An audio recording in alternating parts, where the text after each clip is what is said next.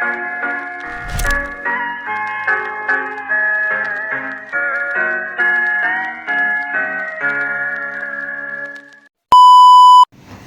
semuanya, perkenalkan nama aku Anissa Fatika Sari. Di sini aku jadi MC dari podcast yang super duper keren banget nih topiknya, mengenai HAM beserta prinsip, dasar, dan implementasinya. Nah sebelum itu aku nggak sendiri nih, aku ditemani sama narasumber aku yang keren banget nih, yang katanya tahu banget tentang HAM. Langsung aja yuk kita panggilin aja Siti Nur Aziza. Halo Siti. semuanya. Halo Anissa. Halo, kita udah lama banget nih ya nggak ketemu gitu. Kayak udah berapa lama ya kira-kira? 3 bulan, 4 bulan mungkin ya. Udah lama banget nih abis Iya. kita wisuda baru ketemu lagi sekarang. Iya nih. Oke, sebelum kita lanjut ke topiknya ya, aku mau nanya-nanya dulu nih. Gimana sih kabarnya Siti hari ini? Kabarnya sih luar biasa baik ya, alhamdulillah. Dari semenjak kita wisuda sampai kuliah ini, jadi aku ada disibukin nih sama beberapa tugas dan juga project-project dari kuliah yang ngebikin aku nih jadi jarang main gitu kan sama teman-teman dari SMK.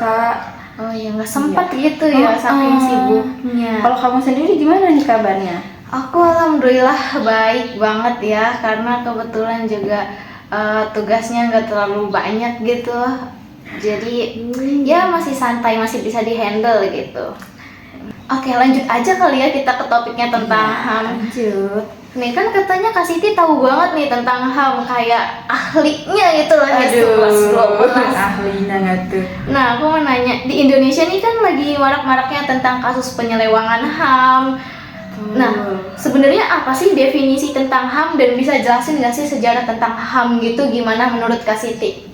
Menurut aku sendiri nih ya, kalau dari definisi hak asasi manusia ini, hak asasi manusia ini yaitu hak yang udah melekat dari setiap individu semenjak mereka lahir, dan HAM ini adalah hak kita yang dimana kalau kita sudah melaksanakan kewajiban kita nih sebagai masyarakat, pasti nanti kita akan mendapatkan hak asasi manusianya gitu.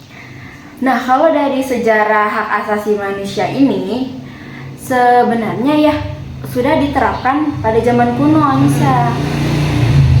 Tapi nih sejak zaman kuno ini belum mendapat pengakuan secara formal dan universalnya dari pemerintahan, karena baru mendapatkan pengakuan itu dari abad ke-20 dan dideklarasi dengan nama Universal Hak Asasi Manusia.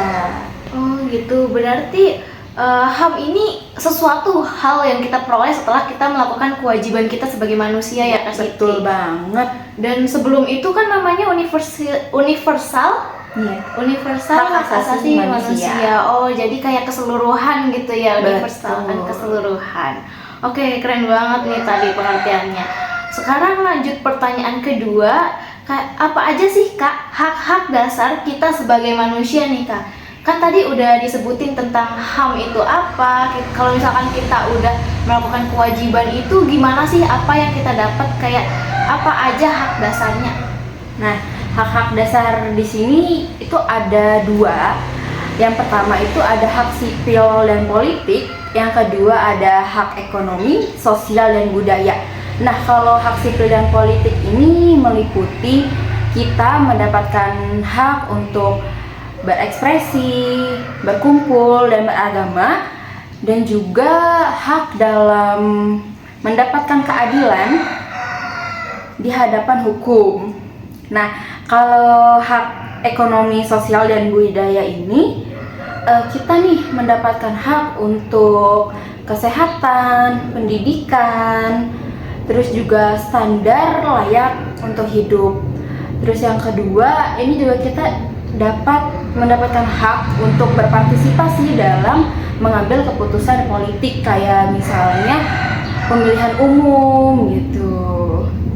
Oh, jadi kayak kalau di hak politik ya, kita punya kesempatan buat memilih, contohnya kayak pemilu tahun ini ya yang kemarin dilaksanain ya. Betul. Terus juga nanti udah mau pemilu lagi kan ya Kak? Iya Pilgub, dong. ya ampun. Jangan lupa nyoblos ya guys. Iya, gak boleh golput ya teman-teman. Iya, benar. Golput itu tidak baik. Benar, wajib banget nyoblos itu kalau kalian sudah memenuhi syarat. Tuh. Oke, pertanyaan selanjutnya, bagaimana cara melakukan perlindungan penegakan terhadap hak-hak asasi manusia? Nah, kalau dari perlindungan ini ya, caranya yaitu kita butuh banget nih ya, yang namanya dari partisipasi dari pemerintah. Contohnya ini kayak dengan adanya undang-undang dasar, adanya lembaga hukum, adanya undang-undang dasar dan lembaga hukum ini kita bisa mendapatkan perlindungan dari situ. Apa yang harusnya kita dapatkan dari yang sudah kita jalankan, dari yang kita sudah jalani ini, dari kewajiban kita kan. Dari kita sudah menjalani kewajiban, kita akan mendapatkan hak. Nah, kalau penegakan hukum sendiri ini kita masih membutuhkan kesadaran atas hak asasi manusia, di mana penegakan hukum ini kita masih perlu banget nih kan, kayak masih ada korupsi kayak gitu, itu kita masih butuh ditegakkan lagi dan mengurangi hal-hal yang menyeleweng dari hak asasi manusia. Oh gitu guys, ternyata cara kita melakukan perlindungan itu dengan adanya peraturan-peraturan dari pemerintah ya Kak. Iya. Dengan adanya peraturan dari pemerintah yang disebarkan oleh pemerintah dan diberikan kepada kita, nih bisa membuat kita kayak baca nih dan tahu aturannya apa saja, sehingga kita bisa menerima hak-hak apa saja yang seharusnya kita dapatkan ya Kak. Betul banget. Oke, bagus banget ya tadi jawabannya. Selanjutnya pertanyaan untuk yang keempat. Apa saja sih kendala yang dihadapi dalam mengimplementasikan hak asasi manusia nih Kak?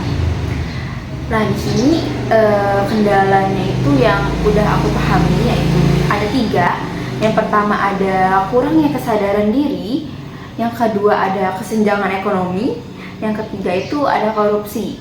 Nah, kenapa sih kesadaran diri ini menjadi kendala gitu loh untuk hak asasi manusia? Karena kesadaran dari diri kita sendiri ini ya, itu sangat diperlukan teman-teman. Karena kalau kita nih kurang kesadaran diri atas hak asasi manusia, kita ini jadi kurang menghargai apa yang misalkan nih saya sama Anissa tuh punya hak, misalkan hak untuk berbicara. Tetapi kita nih, contohnya saya misalkan kurang sadar gitu hak asasi manusia itu seperti apa. Jadi saya nggak bisa nih menghargai kalau Anissa ini punya loh hak berbicara gitu. Yang kedua ini kan kesenjangan ekonomi ya. Karena di Indonesia ini kita nih sejujurnya ya masih banyak nih masyarakat Indonesia yang kurang membutuhkan. Nah, maka dari itu terjadinya ketidaksetaraan antar manusia. Nah, itu bisa menjadi kendala kita untuk hak asasi manusia ini. Nah, yang ketiga ini ada korupsi. Kenapa ini masuk ya dalam kendala? Karena yang seperti tadi saya sudah jelaskan, korupsi ini jujur masih kurang disadari oleh pemerintah. Karena masih banyak orang-orang yang berkorupsi. Ini tuh menjadi kendala kita untuk mendapatkan hak asasi manusia. Karena yang korupsi ini pasti mereka menyelewengkan ya Kak. Iya, benar. Nah itu jadinya kayak kita masih butuh nih ditegakin lagi pemerintah kita untuk mengurangi adanya korupsi yang ada di Indonesia. Oke, keren banget ya tadi teman-teman jawabannya. Yang pertama itu ada tentang kurangnya kesadaran ya. Jadi kurangnya kesadaran itu kayak mereka ya Kak, manusia sebagai manusia tidak tahu apa kewajiban mereka seperti menghargai orang lain, sehingga dia tidak bisa mendapatkan haknya ya. Betul banget itu Kak. Jadi teman-teman, kalau misalkan kita juga mau punya hak sebagai manusia, ini mendapatkan hak asasi manusia, kita juga harus melakukan kewajiban-kewajiban kita sebagai manusia, dan juga tentunya harus mengetahui hak-hak dan memiliki kesadaran mengenai hak apa saja sih pada orang tersebut yang seharusnya memang kita hargai gitu. Selanjutnya pertanyaan terakhir banget nih Kak, tentang apa saja sih langkah-langkah yang strategis yang bisa kita lakukan dalam tujuan untuk memajukan hak asasi manusia. Nah, ada 3 hal yang dapat memajukan hak asasi manusia. Yang pertama itu ada pendidikan. Nah, gimana sih pendidikan ini bisa menjadi salah satu hal-hal yang bisa memajukan hak asasi manusia? Karena kalau kita berpendidikan, kita pasti dapat pengetahuan yang banyak, pengetahuan yang luas, pengetahuan di mana kita bisa tahu nih gimana sih hak asasi manusia ini dapat kita peroleh gitu kan. Karena dari pendidikan ini itu sangat membantu antar individu untuk saling menghargai antar manusia, untuk dari hak apa yang mereka dapatkan dan kewajiban apa yang harus mereka lakukan gitu. Terus yang kedua ini ada penegakan hukum. Lagi-lagi kita ngomong tentang penegakan hukum ya Kak. Nah, kalau dari pemerintah sendiri bisa menegakkan hukumnya lebih lagi ya, ini tuh bisa menjadi memang salah satu hal-hal yang bisa memajukan hak asasi manusia gitu. Terus yang ketiga itu ada kerjasama. Nah, kerjasama ini antar siapa aja sih Kak? Nah, kerjasama ini ada antar masyarakat sipil nih kita dengan pemerintah. Karena jujur kerjasama ini itu penting banget ya antar masyarakat dan juga pemerintah. Mulai dari masyarakat yang menjalani kewajibannya, terus pemerintah yang memberikan hak kepada masyarakatnya, dan dari situ kita bisa tahu sendiri nih, bisa paham bahwa kerjasama ini penting banget kan untuk masyarakat dan pemerintah. Karena dari sini juga pasti penegakan hukumnya pasti bakal lebih ditingkatkan lagi, dan kesadaran diri dari manusia antar individu juga dapat ditingkatkan lagi itu Kak. Oke, bener banget tadi langkah-langkah strategis untuk memajukan hak manusia ya Kak. Yang pertama ada tentang pendidikan ya. Betul. Aduh, ini mirip banget teman-teman sama jurusan aku tentang manajemen pendidikan. Jadi kita tuh memang harus diajarkan masyarakat harus diajarkan mengenai hak asasi manusia, harus disadarkan kesadarannya. Karena kalau bukan mereka, siapa lagi? Kita kan juga termasuk masyarakat gitu ya teman-teman. Betul banget nih Kak. Selanjutnya yang kedua tadi ada penegakan hukum ya. Jadi pemerintah membuat peraturan dan menegakkan hukum tentang apa saja sih sanksi yang akan diterima masyarakat ketika melanggar atau menyeleweng dari hak asasi manusia. Selanjutnya ada kerjasama ya Kak. Kerjasama dibutuhkan banget sih emang kayak yang tadi sebelumnya disinggung juga kan. Kalau semisalkan kita ini kalau bukan masyarakat dan kita juga termasuk masyarakat, siapa lagi?